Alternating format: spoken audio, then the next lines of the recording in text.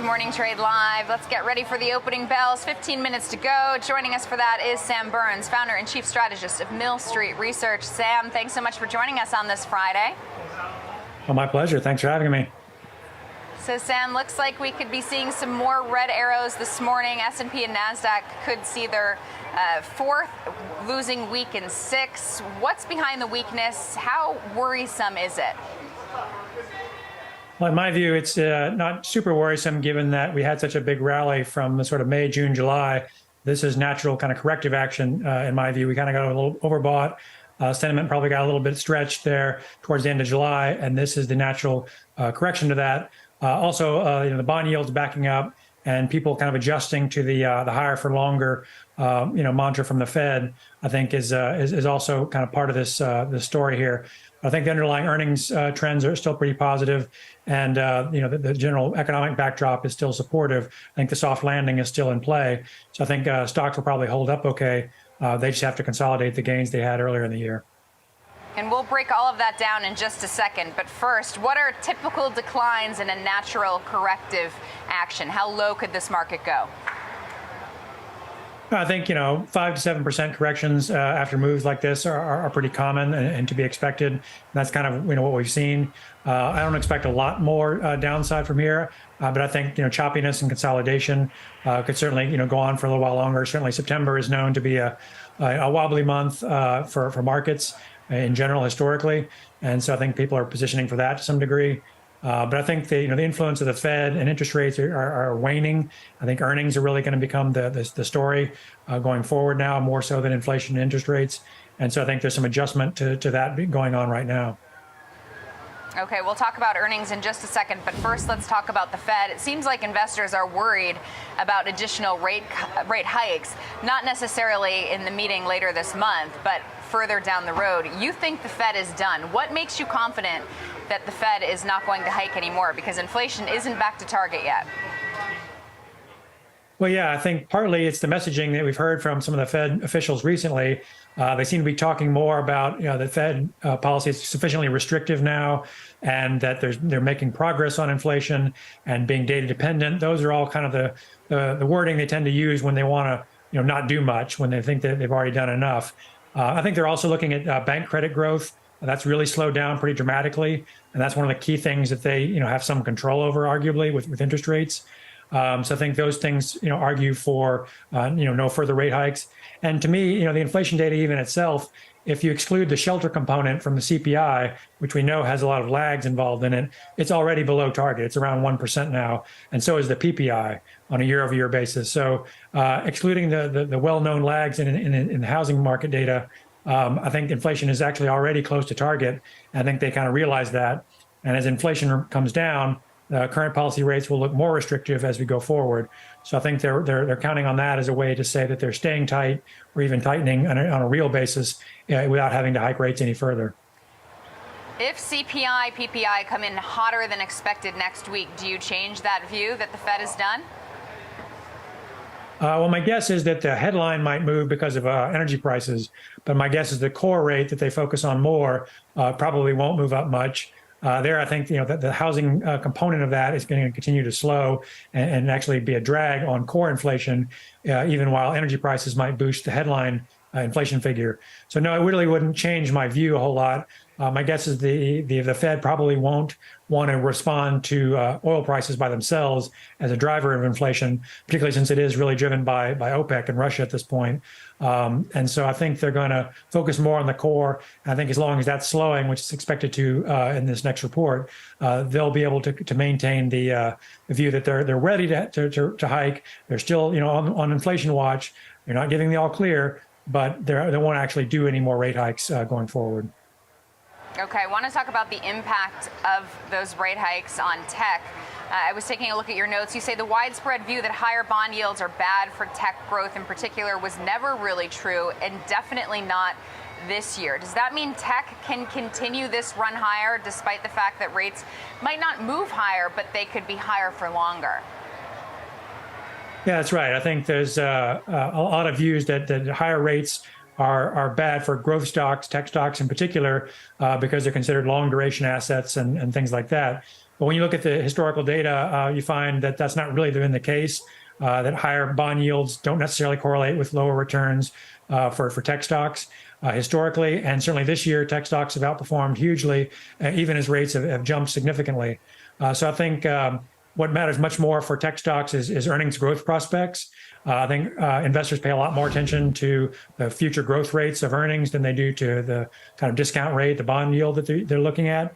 And so I think that's what's really driven tech stocks this year. Earnings estimates have risen substantially for many of them, particularly some of the big cap stocks.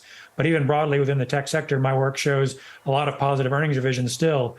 And so I think that's really been the support, and I think will be the support going forward. If the earnings trends remain intact, then I think tech stocks can hold up and have a reason to. I think that's generally true for the market overall, that it's going to be earnings more than interest rates that drive things going forward. Where are you drawing your optimism from in terms of earnings? Because I think of a company, say like Apple, that is up significantly this year. It's up almost 40% this year so far. But the latest report, it posted revenue declines. So where is that optimism from earnings as you look ahead, if you're thinking about valuations, PE multiples? Where is that optimism coming from? That's right. There's certainly stocks like Apple that have relatively weaker earnings trends right now. And so that's not certainly one that I would favor as an individual name. But you do still have areas within tech that are holding up well, the software areas, and even stocks like NVIDIA that's had a huge move, but still has very, very strong earnings estimate trends. And so I think there's enough strength within the broader technology sector, even if Apple is not one of them, that the sector can hold up. Now, it has had a big run, and it's probably, say, part of the reason for why we're having this pullback, that it got ahead of itself there. So I think, to me, it's going to be more selective in terms of which stocks have the strong earnings and which don't. But I am still seeing that the technology, as well as some of the consumer discretionary, industrials, some of those more cyclical areas, and even some financials like insurance and capital markets are holding up relatively well in terms of earnings estimate trends. And those are not areas you'd expect to see if you're really in a weak economic environment. Going into recession, that's not what you'd expect to see.